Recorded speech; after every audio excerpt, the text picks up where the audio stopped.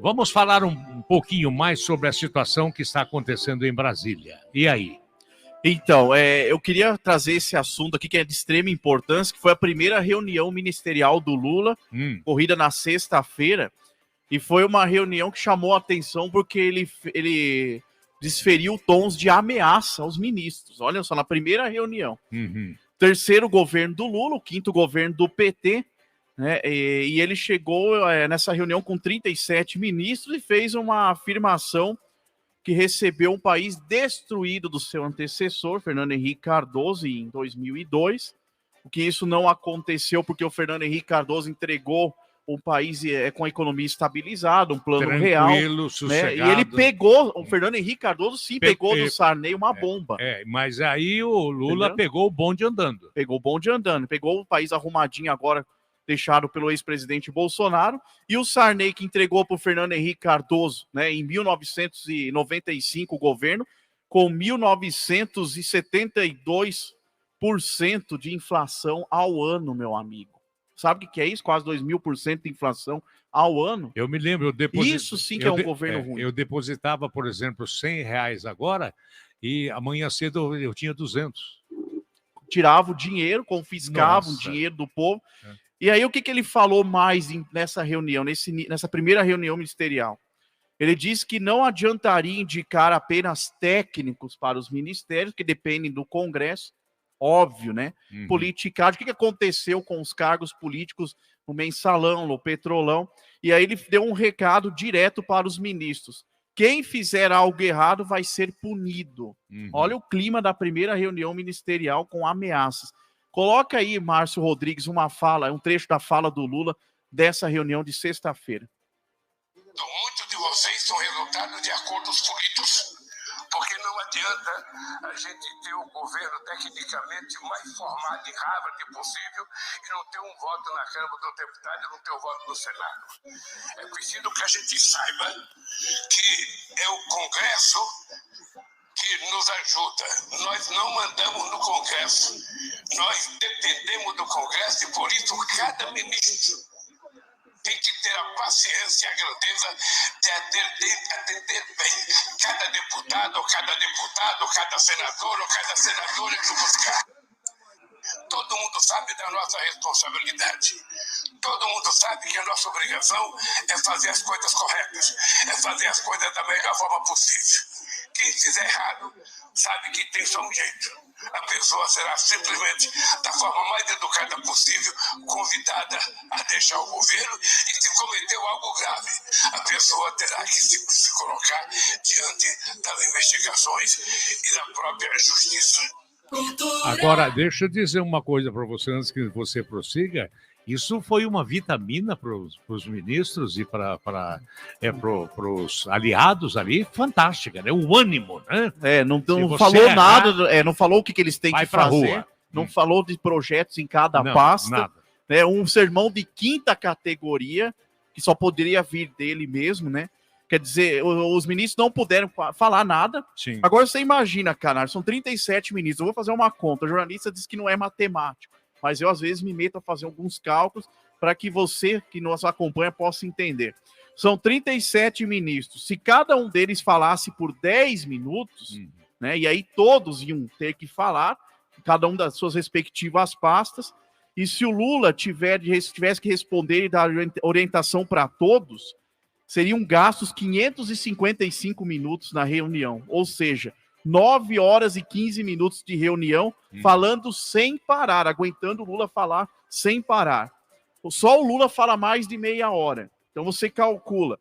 Seria uma reunião que só serviria para marcar a próxima. Sim. Porque não ia dar tempo de discutir nada do que precisasse. Eu tenho aqui uma fala do Eduardo Cunha, não temos aqui o áudio dele falando, mas ele deu declarações. O Eduardo Cunha ele teve condenações na Lava Jato, a gente sabe que ele esteve preso, só que ele não tratava a presidência do Congresso com amadorismo. Ele foi um dos melhores presidentes que o Congresso já teve. Ele disse o seguinte, disse que o Lula fez a pior composição de ministérios da história para quem quer se entender com o Congresso Nacional. Em meias palavras, ele dilmou, porque a Dilma, no segundo mandato, também montou um ministério tão ruim que ela teve que demitir 6 ministros nos primeiros dias do segundo governo dela, do segundo mandato dela, no primeiro ano. Quer dizer, aí o que ele falou? O Lula multiplicou o número de ministérios. O Bolsonaro, como eu disse anteriormente, entregou com 22, ele está com 37 pastas, 309% a mais do que foi deixado pelo governo anterior. Eram 12, o Lula entregou para a Dilma em 2011 um governo com 12 ministérios, e agora ele está com 37. Né? E ele usou a maior parte para acomodar diferentes grupos do PT nesses ministérios. 11 são filiados ao PT, 10 são ligados a partidos que apoiaram o Lula e 6 pertencem aos puxadinhos políticos da esquerda, como o PSOL e o PCdoB, por exemplo.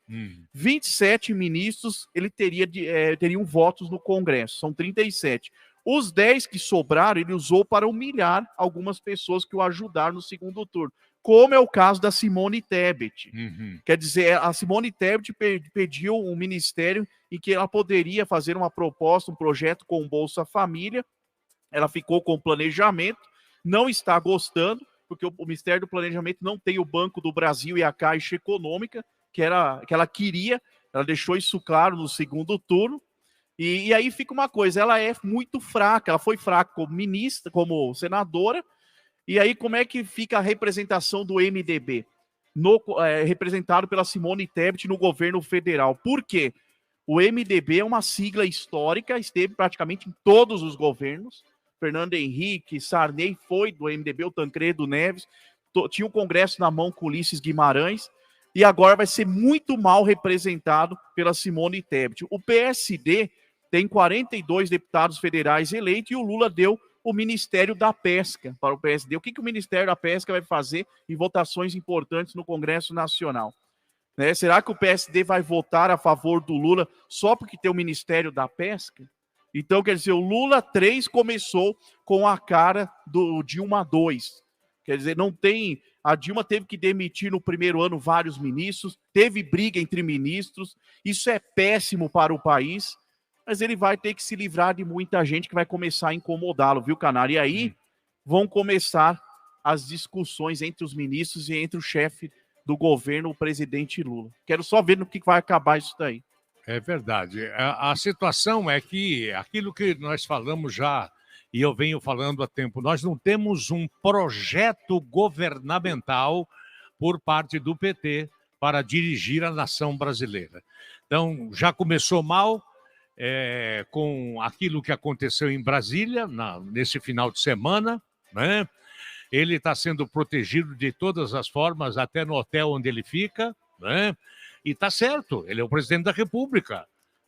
E agora é o seguinte, cara. Eu quero respeitá-lo como presidente. Claro. Agora, eu digo para você, eu votei na primeira eleição, eu votei no Lula. Eu votei, sabe?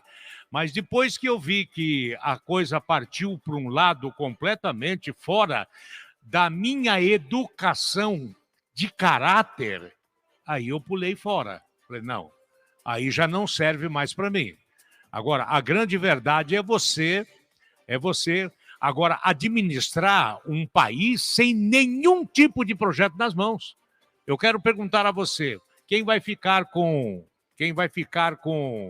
o Ministério da Economia, lá do dinheiro? Lá, Fernando Haddad. Fernando Haddad. Estudou 2 meses de economia. Ele mesmo falou isso num vídeo. Eu não sei nada de economia. Eu estudei 2 meses de economia. Então, qual é o projeto que ele tem para a economia? Ele falou, olha, e daí tem o seguinte, eles falam uma coisa e voltam atrás. Eles tinham falado que iam taxar o Pix. O Lula falou, não, vamos segurar até final de fevereiro. Mas eu te pergunto, Canário, tem como não taxar um monte de coisa, inchar a máquina pública para pagar esses funcionários que o Lula colocou lá? Eles vão ter que começar a cobrar impostos onde não tinha. E aí começa a inflação. Começou a inflação, o que acontece? Desemprego em massa. Certo? As empresas que iriam investir no Brasil não investem, não vão mais investir no Brasil. Os que estão aqui começam a perder ações na bolsa que já está despencando, o dólar subindo e as ações caindo. O que o empresário de grande porte vai ficar fazendo no Brasil se ele começar a perder ações, perder a grana do investimento dele? O que ele vai fazer? A primeira coisa que ele vai fazer, demitir. né? Vai ter que enxugar a empresa, porque o custo vai estar alto. Enxugando a empresa gera desemprego. Daqui a pouco a falência, o cara tem que ir embora do Brasil. Aí na ciência e tecnologia, que era o Marcos Pontes, o astronauta, que era o ministro, quando foi o senador mais votado em São Paulo, com mais de 10 milhões de votos, agora na última eleição, foi entregue a uma pessoa que não entende nada de ciência e tecnologia, condenado na justiça, e os projetos científicos que estavam mostrando o Brasil para o mundo nas universidades vão acabar. Não vai ter projeto científico. Para que projeto científico num governo de esquerda? Não, nem combina com isso. Então, quer dizer, mais um ministério que vai ficar morto. Ministério da Pesca. Para que existe o Ministério da Pesca? Queriam criar um Ministério do Índio, sendo que tem a FUNAI. O BNDES, de novo, vai virar um banco para financiar ditaduras? Fica as perguntas, cara. Agora, a grande verdade, esse é o tipo de governo do PT. Sempre foi assim. Toma lá e dá cá. E nós, os brasileiros, sendo enganados ou não, nós votamos e perdemos as eleições, né, para o atual presidente. Como eu disse, eu votei nele na primeira eleição, depois eu pulei, caí do equino dele, saí fora, entendeu? Então tem muita coisa errada que o povo não acorda para acompanhar. E os poucos que acordaram e estavam fazendo a democracia funcionar, lamentavelmente, usaram de um expediente maléfico, irreparável, que era a destruição de prédios públicos, né? Invasões. E invasões, aquela coisa toda, né? Agora, falar em invasão, o PT, ele é professor nisso. Falar em invasão, o PT o MST, ó, já estão falando de tomar fazendas por aí, enfim. Então, começar tudo de novo. Eu queria acreditar que o PT pudesse vir e agora fazer um bom governo, aproveitar já a situação que cá tem, no que o governo acabou deixando. Manter, né? Manter e aprimorar. Aprimorar. Não é já chegando e dando porrada e diminuindo a moral dos ministros dele mesmo para o Brasil, para o mundo. Não é? Tem que pôr técnicos mesmo nos ministérios. Não adianta, gente. Não adianta. Você vai pôr no Ministério da Saúde um médico, enfermeiro. Não, mas aí quando for... Quero ver se alguém deles, no momento em que for ser tratado da saúde, leva numa oficina mecânica para consertar. Não só vai. Falta, né? Eu quero acabar com o saque aniversário. O saque aniversário, gente, é uma grande conquista para a população, não é para fazer propaganda do ex-presidente. Por quê? É o seu dinheiro. Você faz com o que você quiser com o seu fundo de garantia. Seja inteligente, mude o nome. Sabe? Agora, proibir a pessoa de sacar o seu próprio dinheiro é segurar dinheiro no banco. Quem fez isso? O Sarney. O Collor lá, que sofreu impeachment, segurou o dinheiro da poupança. E adiantou? Não adiantou nada. Não, só arrebentou mais ainda, né?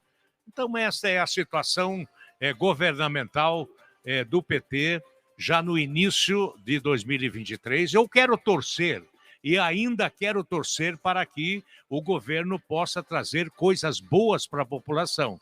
Mas do jeito que está indo aí, está difícil você dar crédito a isso. Né? E agora ele vai ter a próxima reunião dele, dia 27, marcado, não está confirmado, mas é uma data que eles estão divulgando, reunião com os governadores do Brasil.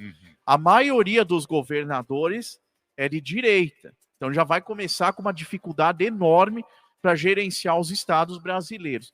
Fora que os prefeitos também são a maioria de direita. É mais de 3.600 prefeitos de direita no Brasil. De 27 governadores, cerca de 14, 15 são de direita, a maioria. Congresso, a maioria de direita conservadora. Como é que vai ser? Ter problemas. Vai ter problemas. Vai ter problemas, né? 11 horas e 23 minutos, 11